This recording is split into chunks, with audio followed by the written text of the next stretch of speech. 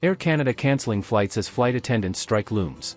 Canada faces notable updates this week, from possible Air Canada flight cancellations due to a looming attendant strike, to new study-to-residency options for French-speaking citizens, and rural job listings in BC's West Kootenay region. If you are interested in this topic, please pay attention and watch the video through to the end to get all the information. Please hit like and subscribe, and don't forget to push the notification bell for an upcoming video. In a dramatic turn of events, Air Canada, one of North America's leading airlines, is bracing for significant disruptions as its flight attendants union, the Air Canada component of the Canadian Union of Public Employees, has issued a 72-hour strike notice. With over 10,000 flight attendants from Air Canada and its low-cost subsidiary, Air Canada Rouge, poised to walk off the job starting Saturday, August 16, 2025, the airline has announced it will begin cancelling flights as early as Thursday, August 14. This looming strike threatens to throw a wrench into the travel plans of thousands of passengers during a peak travel season, sparking widespread concern and uncertainty. As tensions escalate between Air Canada and its workforce, the airline has called on the Canadian federal government to intervene, requesting binding arbitration to resolve the dispute. However, the government has so far resisted stepping in, urging both parties to negotiate a resolution independently. With the clock ticking, travelers are left scrambling, and the potential for a complete halt of Air Canada's operations looms large. Here's everything you need to know about the unfolding crisis, its impact on passengers, and the underlying issues fueling this high-stakes labor dispute. Why is Air Canada cancelling flights? Air Canada's decision to cancel flights starting August 14 is a preemptive measure to manage the uncertainty caused by the impending strike. The airline has stated that additional cancellations will occur on August 15, with a full suspension of operations for both Air Canada and Air Canada Rouge scheduled for August 16 if no agreement is reached with CUPE.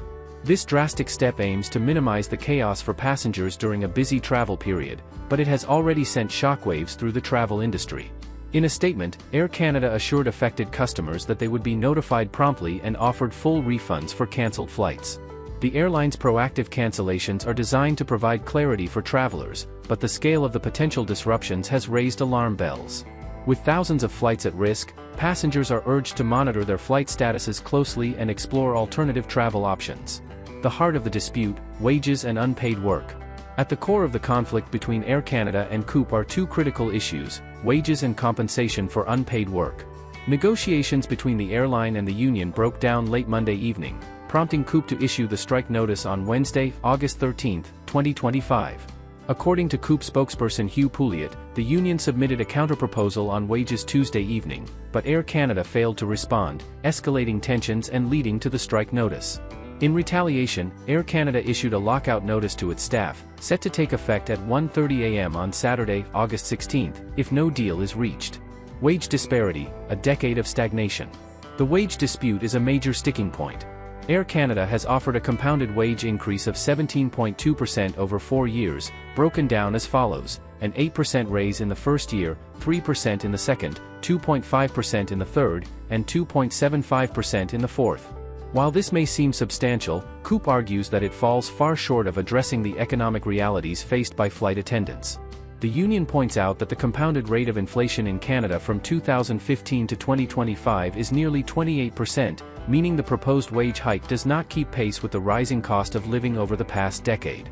Flight attendants have not negotiated a new contract since 2015, leaving their wages significantly eroded by inflation. For many, the proposed increase feels like a slap in the face, failing to reflect the demanding nature of their work or the economic pressures they face. This discrepancy has fueled frustration among union members, who are pushing for a fairer deal that acknowledges their contributions to the airline's operations. Unpaid work: the hidden burden. Beyond wages, the issue of unpaid work has emerged as a significant point of contention. Flight attendants are currently paid only for the time between takeoff and landing, leaving critical tasks such as boarding, safety checks, and deplaning uncompensated. According to a 2023 CUPE survey, flight attendants perform approximately 35 hours of unpaid work per week, a practice the union deems unacceptable.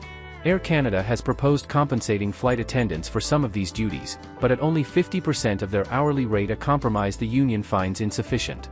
CUPE is advocating for full compensation for all work performed, arguing that flight attendants deserve to be paid fairly for the essential tasks they undertake to ensure passenger safety and comfort.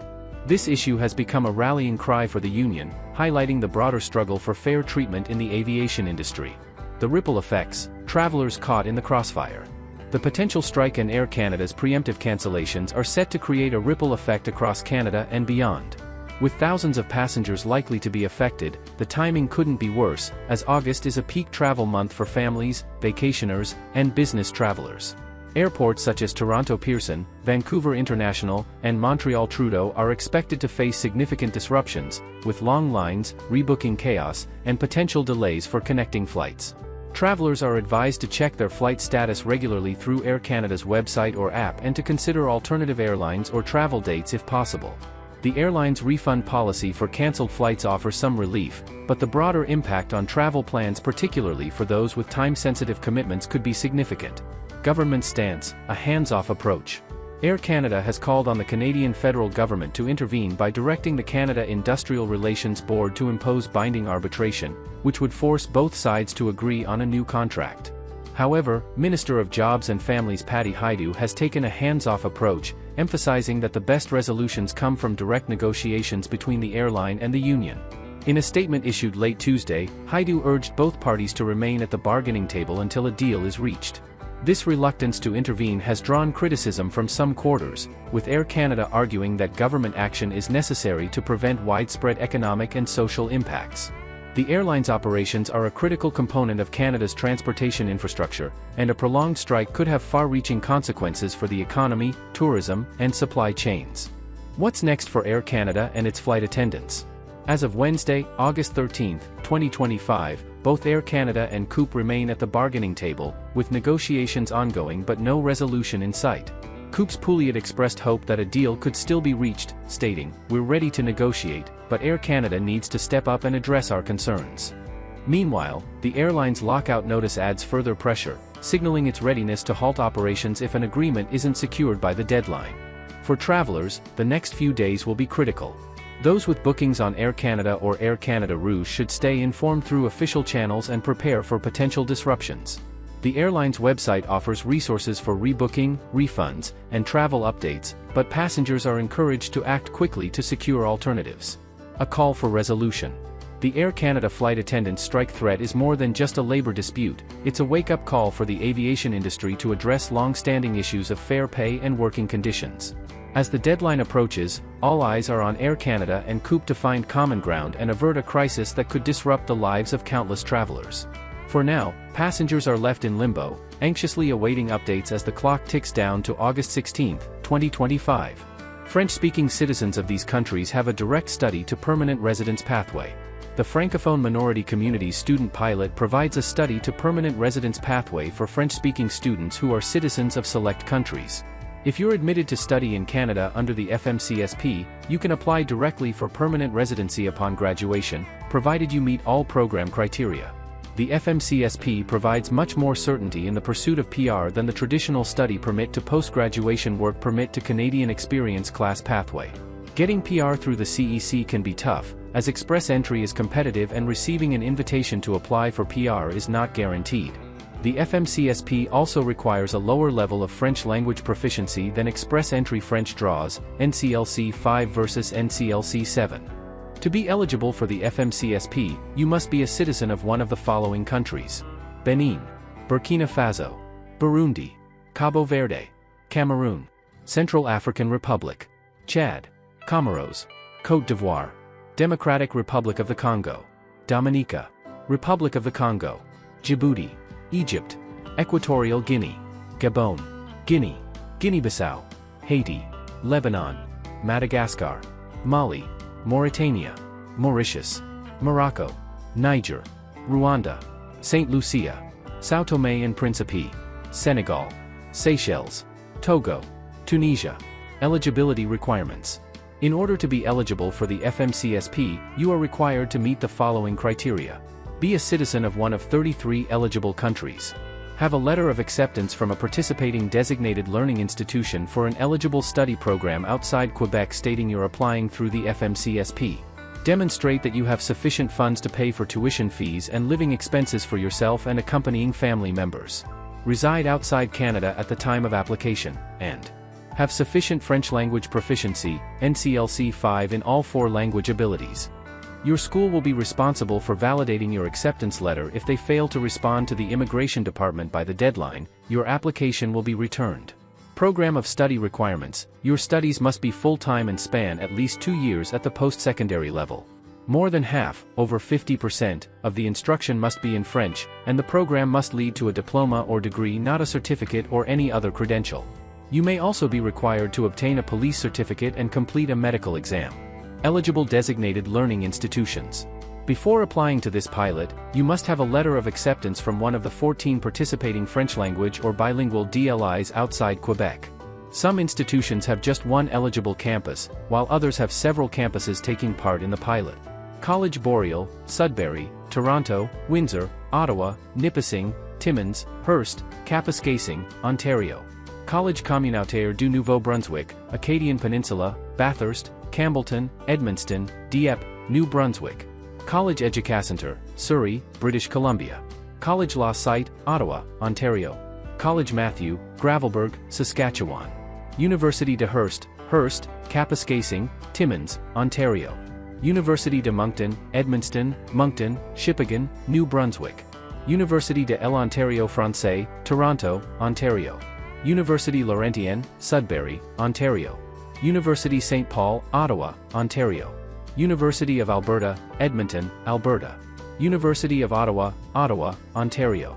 University of Regina, Regina, Saskatchewan. York University, Glendon, Toronto, Ontario.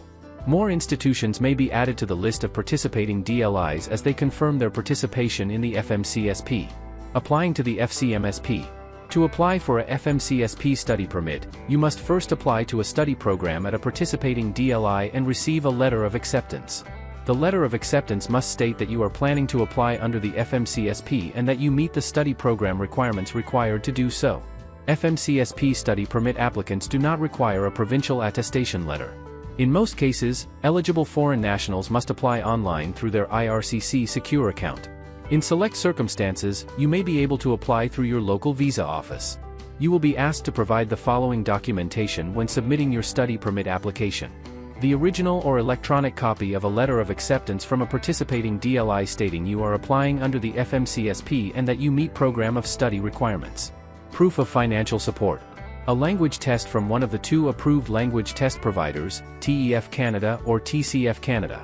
Your medical exam, if applicable, and your police certificate, if applicable. During the application process, you must also indicate, "Yes, I meet an exception from submitting a provincial or territorial attestation letter," in the relevant section. The application processing fee for the FMCSP is $150. Once this fee is paid, you will be informed whether you need to provide biometrics. If biometrics are required, you have 30 days to provide them in person at your nearest visa application center. If your application is successful, you will receive your port of entry letter of introduction indicating you have been approved for a study permit through the FMCSP. You must show this letter to officials upon arriving in Canada. Depending on your entry requirements, you will also be sent either an electronic travel authorization or a visitor visa. Your study permit will be issued at the POE after the officer verifies that you are eligible to enter the country, and it will remain valid until the end of your school program. As a participant in the FCMSP, you will have access to settlement services during your studies.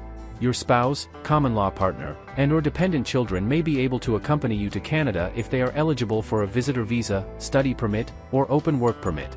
The FCMSP was launched on August 26, 2024, with a set cap of 2,300 FCMSP study permit applications for the first year. Immigration, Refugees and Citizenship Canada will announce its 2025 cap in August of this year. Proof of financial support. In addition to demonstrating you have enough funds to pay your tuition fees and travel costs, you are required to show you have enough money to cover living expenses for you and your family. The amount you need to cover living expenses is dependent on the size of the community in which your school's main campus is located, as well as number of family members coming with you to Canada. For a family of 1, this can range from $14,206 to $20,635. To show you meet the financial requirement, you may use any combination of the following documents: a Canadian bank account in your name showing funds you've transferred to Canada, a guaranteed investment certificate issued by a recognized Canadian financial institution, proof of a student loan or education loan issued by a bank. Personal bank statements covering the last 4 months. A bank draft that can be converted into Canadian dollars. Receipts or proof of payment for tuition and on-campus housing, if applicable. A letter from the individual or institution providing you with financial support, and/or evidence of funding received from a Canadian source, such as a scholarship or a Canadian-funded education program. Should your country impose foreign exchange controls, you must provide evidence that you can legally export funds for all of your expenses. Obtaining PR. You may be eligible to apply for Canadian PR if you meet the following criteria at the time of application. You currently live in Canada, outside Quebec. You hold valid temporary resident status in Canada, and you have earned an eligible degree or diploma through participation in the FMCSP. Certain applicants may be subject to additional criteria, according to an IRCC spokesperson. Under the FMCSP, you can be considered for PR without needing a job offer or going through the express entry system. West Kootenay in British Columbia lists designated employers for rural pathway to permanent residence. West Kootenay, a community located in southeastern British Columbia, has revealed its list of designated employers for the Rural Community Immigration Pilot. West Kootenay's RCIP designated area's southern boundary runs along the U.S. border from Rock Creek on the west to Yaak on the east. Its northwestern boundary extends to the area around Hughes Peak and its northeast boundary to the area around Duncan Lake. Nelson, Castlegar, Trail, Caslow, and Nakasp are among the communities within this area. The RCIP is an employer-focused pathway to permanent residency in Canada. To be eligible, a foreign national must have a job offer from a designated employer, and the job offer must be endorsed by a local economic development organization. The foreign national must also meet the RCIP's other eligibility criteria. West Kootenay RCIP designated employers. Health. Ankron Medical Services, Nelson. Care Corp, Mountain Lake Village, Nelson. Castleview Care Center, Castlegar. Misha Zebin Society, Grand Forks. Trail Association for Community Living. Education, Law, Social, Community and Government Services. Blueberry Creek Community School, Castlegar. Brent Kennedy Learning Center, South Slocum. Community Connection Support Services, Trail/Nelson. For Winds Daycare. Golden Bears Children's Center, Rossland. Growing Steps Academy, Trail. Kootenay Employment Services, Creston Office. Kootenay Family Place, Castlegar. Kootenay Society for Community Living, Castlegar. Silly Monkeys Childcare, Castlegar. Songbird Early Learning Center, Nelson. Sunningdale Childcare Center, Trail. The Schoolhouse ECLC, Nelson. Accommodation, food services, retail and other services. 080-7658BC Ltd. 008-1392BC Ltd. The Adventure Hotel, Nelson. Ainsworth Hot Springs Resort, Ainsworth. Amanda's Restaurant, Nelson. Ashley Furniture, Trail. Ashman's Burgers, Nelson. Baker Street in Best Western, Nelson. Bayleaf Indian Fusion, Creston. Blue Barn Pet and Hobby Farm, Castlegar. Boaz Enterprises Limited, Trail. Boston Pizza, Castlegar. Broken Hill, Nelson. Busaba Thai, Nelson. Canadian Tire, Trail. Cantina del Centro, Nelson. Castlegar Shell, Castlegar. Chaco Mica Mall, Nelson. Chopsticks, Castlegar. Columbia River Hotel Best Western, Trail. Creston Hotel/Jimmy's Pub, Creston. Cuisine of India, Castlegar. Cut Right Meats and Deli, Nakasp. Edgewood General Store, Edgewood. El Taco, Nelson. Ferraro Foods, Trail/Rossland. Finley's Bar and Grill, Nelson. Golden Chopsticks 2, Grand Forks. Grand Forks Inn, Grand Forks. The Handy Store, Trail. Harry Anby Retail Limited, Trail, Castlegar, Nelson. HG Insurance Agencies, Castlegar. Hume Hotel, Nelson. JMJ Building Maintenance, Castlegar. The Josie Hotel, Rossland. Caslow Hotel, Caslow. KC Restaurant, Nelson. Kokanee Glacier Resort, Nelson. Kootenay Bakery Cafe CUPE, Nelson. Kootenay Co-op Grocery Store, Nelson. Kootenay Tamil Kitchen Food and Beverage, Nelson. Kootenay Tamil Kitchen Ethnic Foods, Creston. Kootenay Tamil Kitchen Masala Shop, Nelson. Karama Sushi Japanese Restaurant, Nelson. Elancy Bakery, Nelson. Main Street Diner, Nelson. Maple Leaf Store, Slocum. Maple Merch Foods Ltd, Castlegar. Milano Pizza, Fruitvale. The 19th, RFV Holdings, Castlegar. Oso Negro Coffee, Nelson. Outer Clove Restaurant, Nelson. Port 701, Nelson. Prestige Lakeside Resort, Nelson. Redfin Sushi, Castlegar. Relish Bistro, Nelson. Serendipity Nail Studio, Nelson. Shaddy Aesthetic Studio, Trail/Rossland. Simran's No Frills, Grand Forks. Sunner Barber Shop Ltd, Trail/Castlegar. Sushi Wood, Nelson. Super Save Gas, Grand Forks. Sure Stay Best Western, Castlegar. Tanam Thai. Taste of India, Trail. Thor's Pizza, Nelson. The Uphill Market, Nelson. Valet Restorations, Castlegar. Villa Motel, Nelson. Western Traveler Motel, Grand Forks. Working Ventures Insurance Solutions, Trail. Yum Sun, Nelson. Trades, Transport and Equipment Operators. A3 Plumbing, Nelson. Ace Couriers, Castlegar/Grand Forks. Babes Automotive, Slocan. BCECO Industrial Services, Nelson. Castle Fuels, Grand Forks. Martech Electrical Systems, Castlegar. Marwest Industries Limited, Castlegar. Mercer Forestry Services. Mountain City Painting, Trail. OK Tire/Practicar, Trail. Paradise Painters, Nelson. Rockform Solutions, Castlegar. RSD Holdings, Castlegar. The Sutherland Group, Salmo. Valor Painting, Nelson. Manufacturing and Utilities. Kolesnikov Lumber, Thrums. Kolesnikov Mass Timber, Castlegar. KC Recycling, Trail. Nelson Naturals, Nelson. Popov Leather, Nelson. Spearhead, Nelson. Treasure Life Flour Mills, Creston. Who is eligible for the West Kootenay RCIP? To be eligible, a foreign national must have a job offer from a designated employer participating in the RCIP. The job offer must also fall within a priority occupation. Once an employer has identified a foreign national they wish to hire through the RCIP, they must first submit a recommendation application through the appropriate community. Foreign nationals who receive a successful recommendation can then apply to the federal government for PR. Applicants must also meet the following requirements. Have at least 1 year, 1,560 hours of relevant work experience within the last 3 years. Meet the language proficiency standards set for the program. Hold a Canadian secondary school educational credential or an equivalent foreign qualification, and demonstrate they have sufficient financial resources to support themselves and any accompanying family members during the settlement process. Note, international graduates from recognized post-secondary institutions in the region may be exempt from the work experience requirement. From travel disruptions to fresh immigration opportunities, these changes reflect Canada's evolving approach to mobility and workforce needs. The weeks ahead will reveal their impact on passengers, students, and skilled workers alike. That is all for today, in this video. What are your thoughts on this? Please let us know in the comments section below. Thanks for watching the entire video. Hopefully, the information is useful to you. See you later, in the next video. Till then, take care.